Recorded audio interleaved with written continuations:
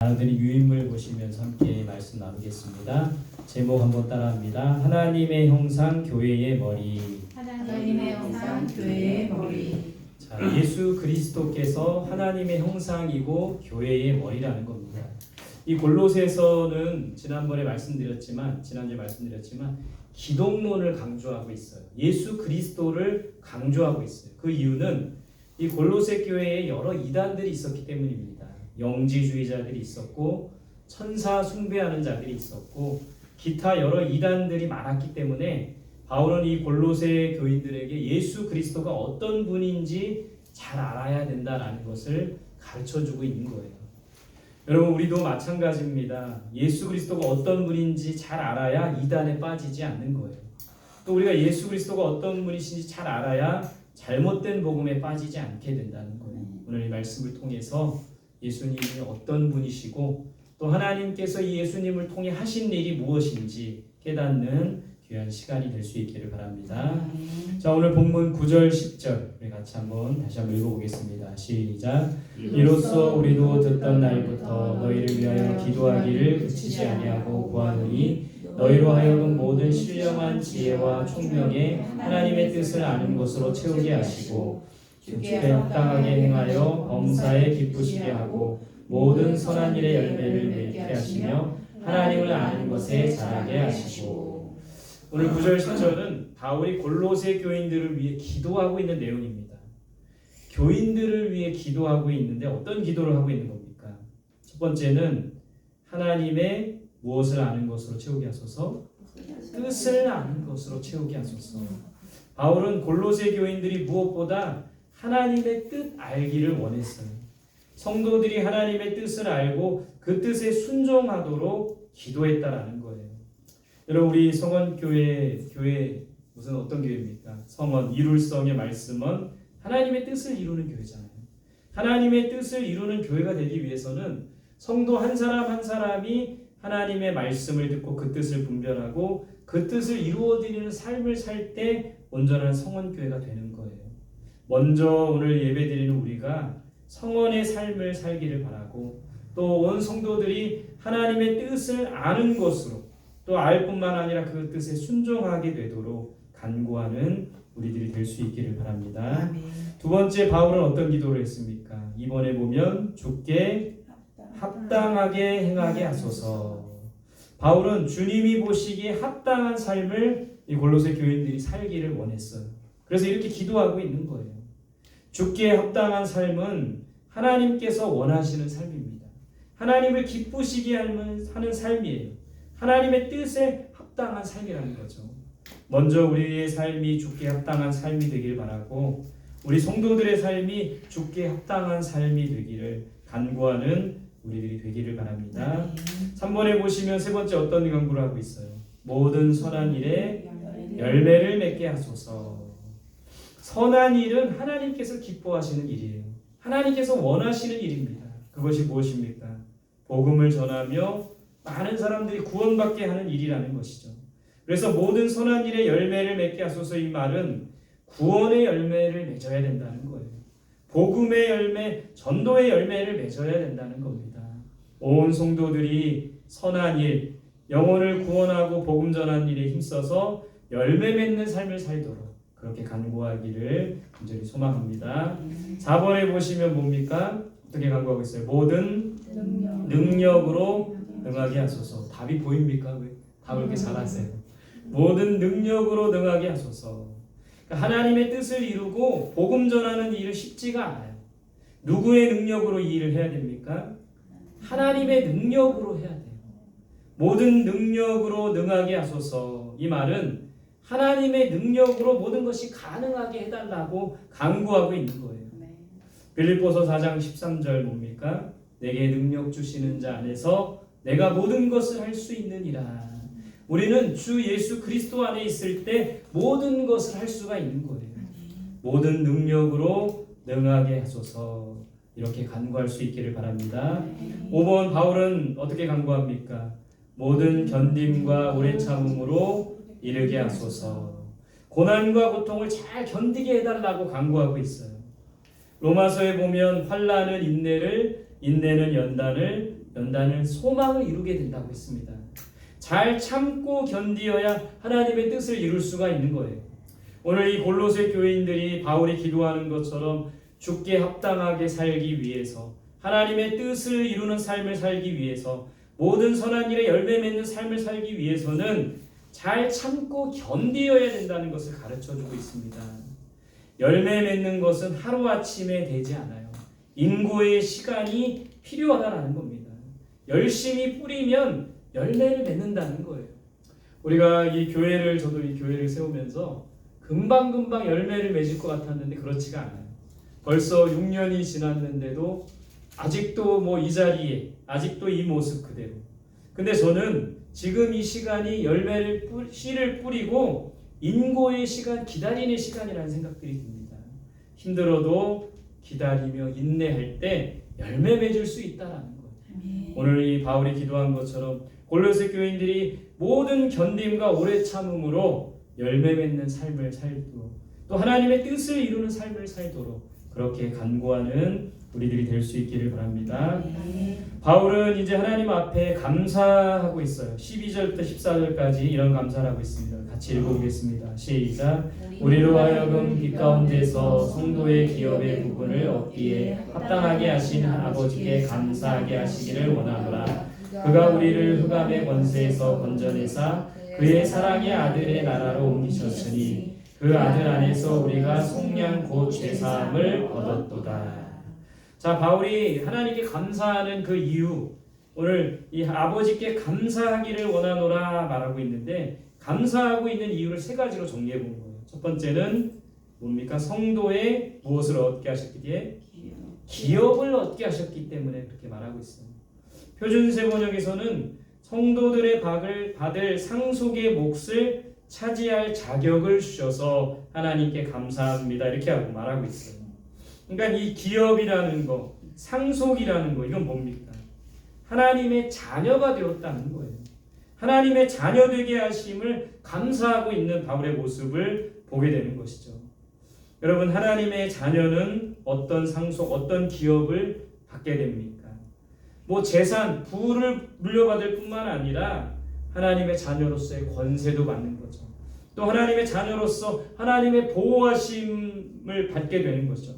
하나님의 공급하심을 받는 거죠. 하나님 나라, 천국을 상속으로, 기업으로 물려받게 된다는 거예요. 우리가 하나님의 자녀로서 부와 많은 물질과 이런 걸 물려받을 뿐만 아니라 하나님 자녀로서의 권세, 또 하나님의 보호하심과 공급하심, 또 하나님 나라를 유업으로 얻는 우리들이 될 수 있기를 바랍니다. 두 번째, 이 바울이 감사하는 이유가 뭐라고 했어요?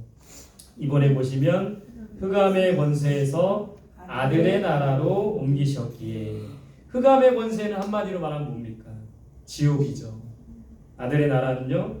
천국입니다. 지옥에서 천국으로 옮겨진 거예요. 누구를 통해서? 예수 그리스도를 통해서. 죄와 사망의 권세에서 무엇으로 옮겨진 겁니까? 하나님 나라로 옮겨지는 거예요.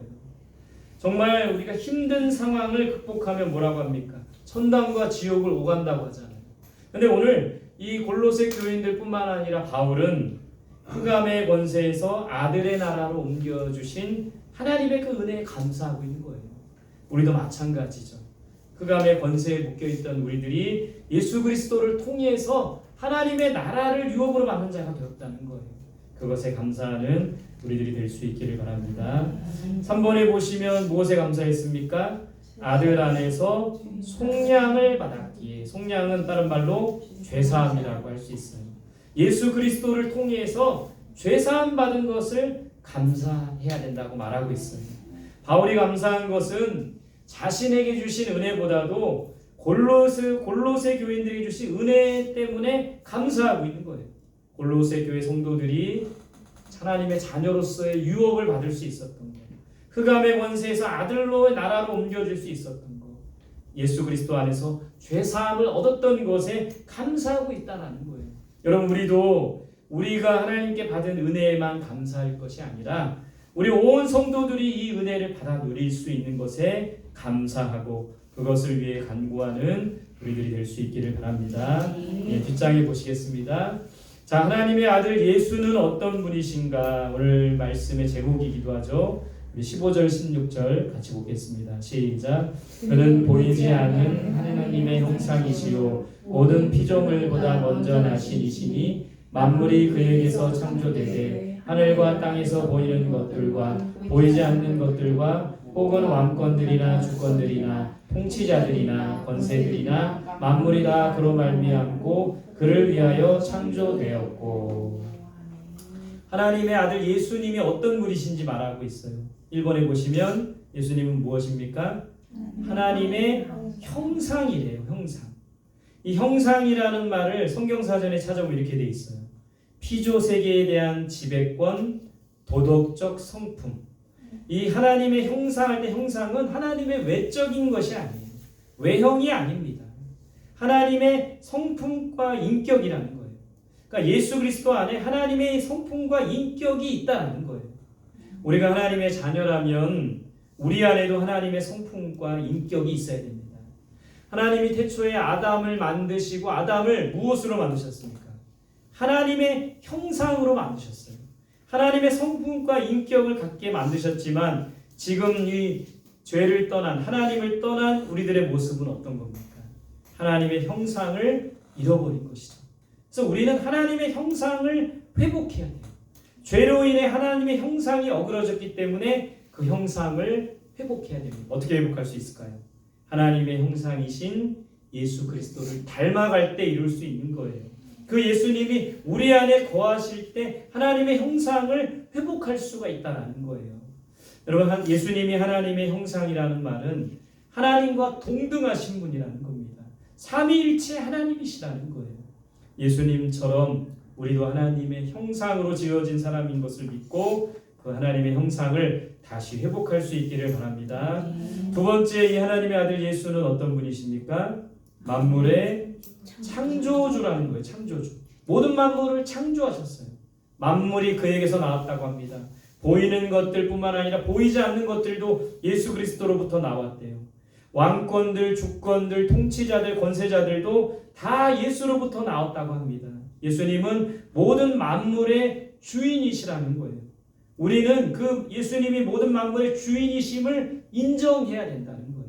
내 것이 아니라 하나님의 것이고 주님의 것이고 우리의 것을 아낌없이 주인께 드릴 수 있어야 된다는 겁니다. 우리는 단지 청지기일 뿐이라는 거예요. 자, 세 번째, 하나님의 아들 예수는 무엇입니까? 교회의 머리라는 거예요. 교회의 머리라는 겁니다. 그렇다면 교회는 누구의 뜻대로 가야 됩니까? 머리이신 예수 그리스도의 뜻대로 가야 되죠.